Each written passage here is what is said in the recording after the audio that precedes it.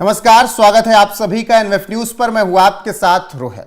उत्तर प्रदेश विधानसभा का शीतकालीन सत्र चल रहा है, जहां पर उत्तर प्रदेश के मुखिया योगी आदित्यनाथ डंके की चोट पर बोल रहे हैं। और वो जब सदन में बोल रहे थे तो तमाम तरीके से उनका विरोध भी हुआ, क्योंकि उन्होंने फिर से एक बार अकबर बाबर का जिक्र कर दिया। ये जिक्र उन्होंने संभल के मामले को लेकर किया, बहराइच के मामले को लेकर किया, बदायूं और बनारस में मंदिर जो मिल रहे हैं पुराने, उसको लेकर किया। और इसके बाद अब तमाम बयान आ रहे हैं। मौलाना शहाबुद्दीन रिजवी का भी बयान आया है और उन्होंने तो माँ बाप तक का जिक्र कर दिया है। उन्होंने मुस्लिमों के माँ बाप को कह दिया है कि मुस्लिमों के माँ बाप और उलेमाओं को चिंतन करना चाहिए कि आज सीएम योगी आदित्यनाथ को ऐसा क्यों कहना पड़ रहा है।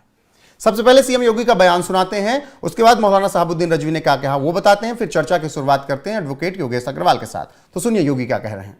पूरे प्रदेश को इस बारे में आश्वस्त करना चाहूंगा, प्रदेश के अंदर किसी भी मुस्लिम पर्व और त्योहार के दौरान, किसी भी अन्य मत और मजहब से जुड़े हुए किसी भी पर्व और त्योहार के दौरान कहीं कोई समस्या नहीं खड़ी होती, तो फिर हिंदू पर्व और त्योहार के दौरान कोई समस्या खड़ी करेगा तो सरकार उसको सख्ती से निपटने का काम भी करेगी, उतनी ही सख्ती से निपटने का काम भी करेगी।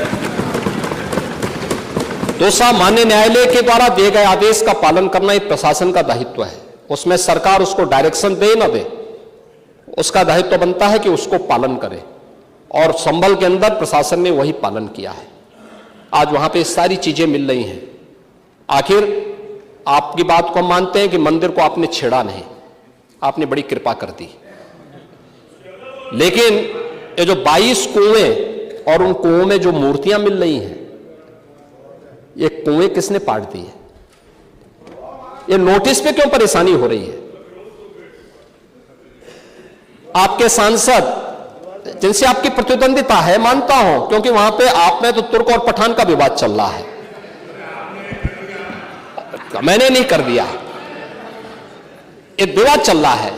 आप उनके सामने, माननीय सदस्य के सामने, आप उनके साथ अपनी जड़ें ढूंढ रहे होंगे,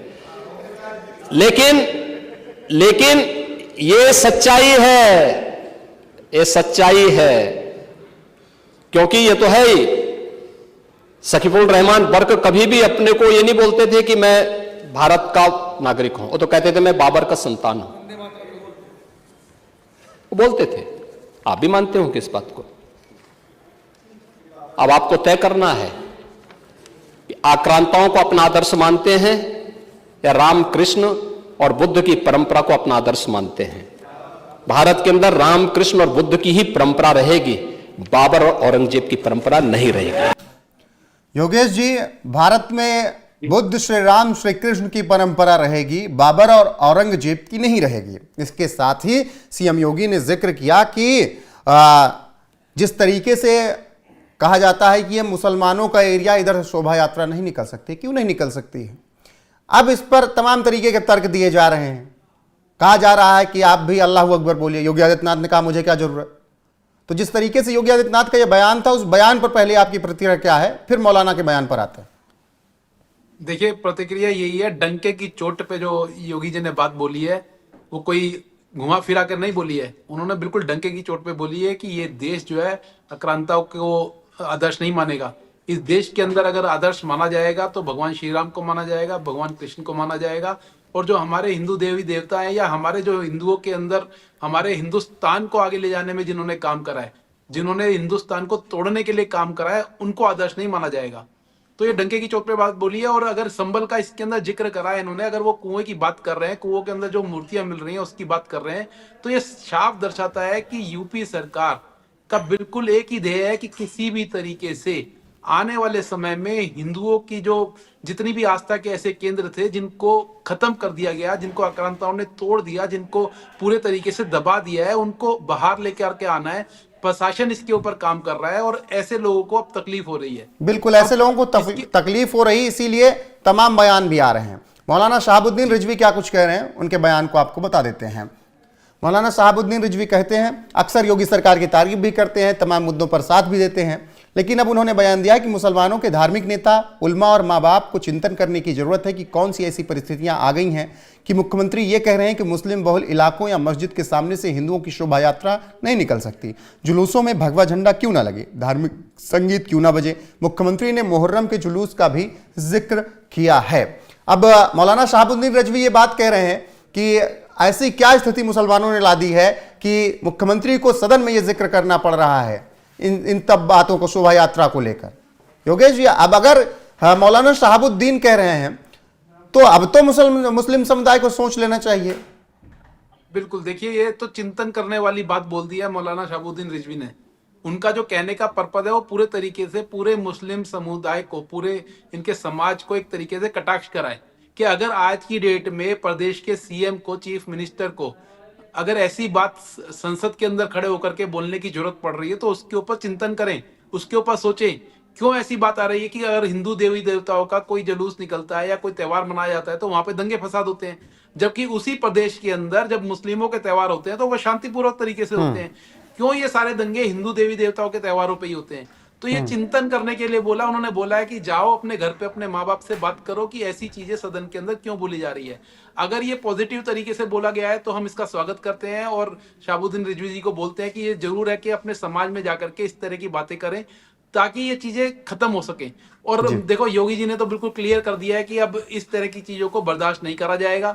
अगर कोई भी भराई चीजा कोई मामला बनाने की कोशिश करी जाएगी, कोई ऐसी जो सारे हमारे देश के अंदर इस टाइम चल रहा है, अगर ऐसा माहौल बनाने की कोशिश की जाएगी तो प्रशासन बिल्कुल उसके ऊपर पूरे तरीके से काम करेगा। बिल्कुल योगेश जी, रोकेगा।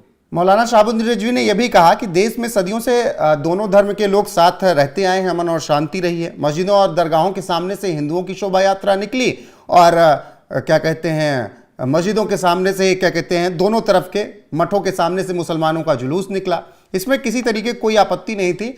दोनों तरफ के युवाओं को अपने जज्बात पर काबू रखना चाहिए और ये देश हिंदू भाईचारे से चलेगा। मतलब यहां तक कि तो बहुत पॉजिटिव बात उन्होंने की है। इस पर अब तो मुस्लिम समुदाय को अमल कर लेना चाहिए। बहराइच वालों को अब कान खोल कर सुन लेना चाहिए कि मौलाना शहाबुद्दीन रिजवी ये बात बोल रहे हैं। मौलाना शहाबुद्दीन रिजवी मुसलमान युवाओं को अपना संदेश दे रहे हैं कि अपने आप को कंट्रोल में रखो। ये यूपी सरकार है, ये योगी की सरकार है और इस तरह की हरकतें यहाँ पर चलेंगी नहीं। और देखो, इन्होंने अपने बयान के अंदर एपीजे अब्दुल कलाम का भी नाम लिया है। उन्होंने बोला है कि एपीजे अब्दुल कलाम जी को क्यों नहीं यहाँ पर आदर्श माना जाता। ऐसा कब बोला है कि हमने एपीजे अब्दुल कलाम जी को आदर्श? अच्छा, इन्होंने बीर अब्दुल हमीद का भी जिक्र किया है कि बीर अब्दुल हमीद ने पाकिस्तान फौजों के 16 टैंक तोड़े। Missile man doctor A P J Abdul Kalam जैसे मुसलमानों की सराहना कोई नहीं करता है। कौन कह रहा नहीं करता? भाई हम पूछते हैं, हम पूछते हैं, सराहना करते। हाँ, पूछते हैं हम तो। हमने तो आज तक एपीजे अब्दुल कलाम जी को आदर्श माना है और पूरे देश के अंदर उनको मिसाइल मैन के तरीके से माना गया है। और यही हमारी बीजेपी की सरकार थी जिन्होंने एपीजे अब्दुल कलाम को हमारे देश का सर्वोच्च जो पूरा स्तर है, जो राष्ट्रपति बनाया था, वो बीजेपी की सरकार नहीं बनाया था। तो ऐसा वो सोच भी कैसे सकते हैं कि आदर्श नहीं मानते हैं? देखिए, उन्होंने पूरे बयान के अंदर तो कहीं ना कहीं पॉजिटिव बात बोली, लेकिन जब इस तरह की बातें बोली तो कहीं ना कहीं वो नेगेटिव उसके अंदर ले गए अपने बात को। तो मुझे लगता है अभी भी शहाबुद्दीन रिजवी पूरे तरीके से कंफ्यूज है।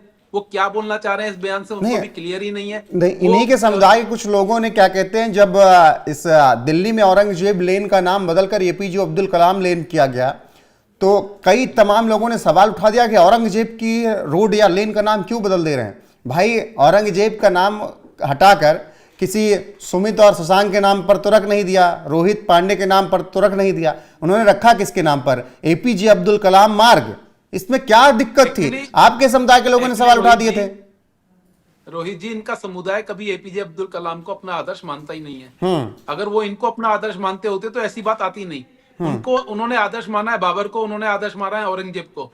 तो जिन लोगों को वो आदर्श मानते हैं उन्हीं लोगों के नाम पे वो चाहते हैं कि आगे चीजें चलें। वही तो शहाबुद्दीन रिजवी कह रहे हैं कि बार बार आप लोग कहते हैं कि बाबर और औरंगजेब की हम औलादे हैं, और अगर हमारे एक बच्चे कोई गलती कर देते हैं तो उसको पूरे समुदाय पर थोप देते हो आप लोग। नहीं तो समुदाय पे कैसे थोप देते हैं? नहीं, एक गलती कहां? गलतियां तो ऐसे आप ढूंढने निकलेंगे तो हजारों हैं। हजारों गलतियां करी है, कोई एक गलती थोड़ा है। ये बयान तो इनका आज आया है। ये बयान इनका बहराइच पे जब ये दंगे फसाद हुए थे तब क्यों नहीं दिया इन्होंने? क्यों नहीं वहां के मुस्लिम युवाओं को इन्होंने संदेश दिया कि अपने आप को कंट्रोल में रखें? ये बयान इन्होंने जब संभल के अंदर अभी दंगे हुए तब क्यों नहीं ऐसा संदेश आया? आज ये संदेश आ रहा है क्योंकि जब संभल के अंदर वहां पर मंदिर खोले जा रहे हैं, वहां पर कार्रवाई की जा रही है, वहां पर जब बिजली चोरी को रोका जा रहा है, तो अब इस तरह की बयानबाजी आ रही है। जब ये कह रहे हैं कि युवाओं को शांत रखिए, अरे किसके युवाओं को शांत रखने की बात कर रहे हैं? ये अपने युवाओं को अगर शांत रखने की बात कर रहे हैं तो बहुत ही अच्छा बयान है। और अगर ये फिर से अगर ये नेगेटिव वे में इस बयान को दे रहे हैं, अगर ये बोल रहे हैं कि आदर्श हम एपीजे अब्दुल कलाम को नहीं मानते, तो ये गलत बात है। हमारे देश के अंदर एपीजे अब्दुल कलाम को आदर्श माना गया है, मान रहे हैं और आगे भी माना जाएगा। बिल्कुल। लेकिन अगर ये चाहते हैं औरंगजेब को हम अपना आदर्श माने, तो ऐसा नहीं होगा। हमारे देश में जहां जहां औरंगजेब का नाम होगा, जहां जहां बाबर का नाम होगा, उनको हटाया जाएगा। और हमारे देश वही बात उत्तर प्रदेश के मुखिया योगी आदित्यनाथ ने सदन में भी कह दी योगेश जी, और विस्तार आपने दे दिया कि औरंगजेब और बाबर को ये देश कभी अपना नहीं मानेगा आदर्श। ये देश श्री कृष्ण, श्री राम और क्या कहते हैं बुद्ध की परंपरा से चलेगा। एपीजे अब्दुल कलाम और वीर अब्दुल हमीद के चरणों में नमन करेगा, उनको अपने सिर माथे पर बिठाएगा।